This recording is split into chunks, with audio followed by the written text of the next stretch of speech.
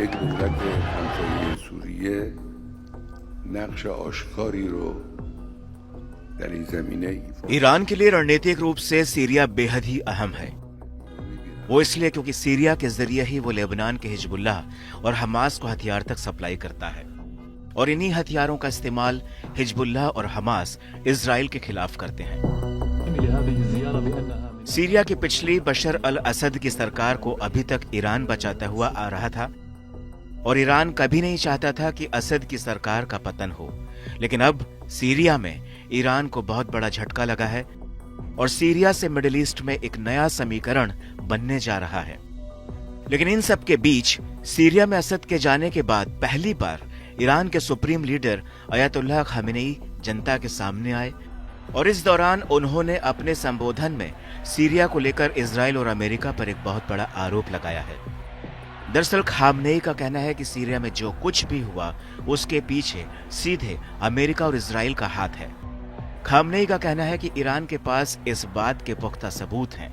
Khamenei का कहना है कि सीरिया की घटनाएं सीधे तौर पर पड़ोसी मुल्क की साजिश की गवाही देती हैं।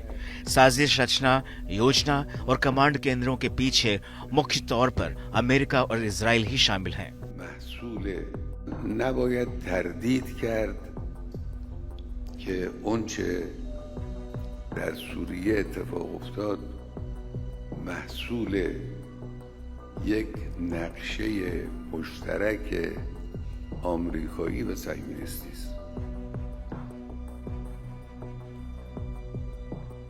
بله، یک دولت همسایه سوریه نقش آشکاری رو در این زمینه ایفا میکنه، ایفا کرده الانم. खामेनेई ने सीरिया को लेकर इजराइल और अमेरिका पर खुलकर हमला तो किया, साथ ही उन्होंने एक बहुत बड़ी बात भी की। वो ये कि जिस प्रतिरोधी की धुरी को इजराइल के खिलाफ ईरान ने खड़ा किया है वो सीरिया की वजह से कमजोर नहीं होगी, बल्कि वो और ज्यादा मजबूत होगी और उसका और ज्यादा विस्तार होगा। यानी साफ है कि आज सीरिया की अगर बशर अल असद सरकार निशाने पर थी तो कल इजराइल निशाने पर होगा। مقاومت اینه، جبهه مقاومت اینه. هرچی فشار بیارید محکم تر میشه، هرچی جنایت کنید پر انگیزه تر میشه، هرچه با اونها بجنگید گسترده تر میشه. و من به شما عرض میکنم به حول و قوه الهی گستره مقاومت بیش از گذشته جاپای آمریکا هم قرص نخواهد شد. به توفیق الهی با حول و قوه الهی آمریکا هم به وسیله جبهه مقاومت از منطقه اخراج خواهد. आईसीसी द्वारा नेतन्याहू की गिरफ्तारी वारंट पर भी खामेनेई ने अपनी प्रतिक्रिया जताई।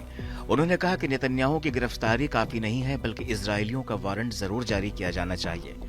इसके अलावा उन्होंने ये भी कहा कि लोगों के घरों पर बम गिराना इजराइल की जीत नहीं है, जिसे वो समझ रहा है। کاری که اینا کردن پیروزی نیست، جنایت جنگی است. حکم بازداشتشو صادر کردن، کافی نیست. حکم اعدام نتانیاهو خانه های مردم پیروزی نیست.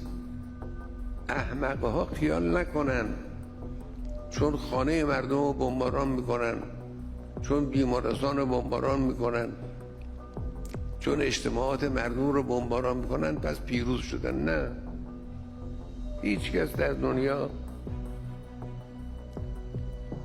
این رو پیروزی نمیدونه. این پیروزی نیست، اینها پیروزی نیست. این پیروزی نیست، اینها پیروزی نیست.